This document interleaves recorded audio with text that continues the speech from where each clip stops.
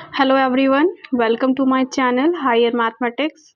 Today I am going to start the previous year question of CSIR NET, GATE, IIT JAM and Higher Accommodation Exam. So our first question is, how many generator does a cyclic group of order 36 have? We know that if a group is cyclic, then we consider group like Z36, and to find the generator of Z36 we use the Euler-Phi function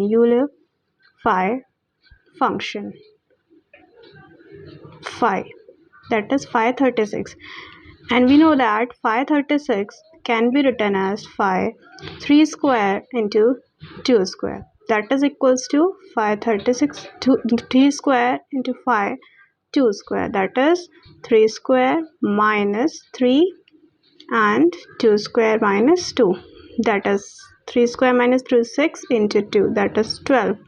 So we find that the generator of cyclic group of order 36 are 12.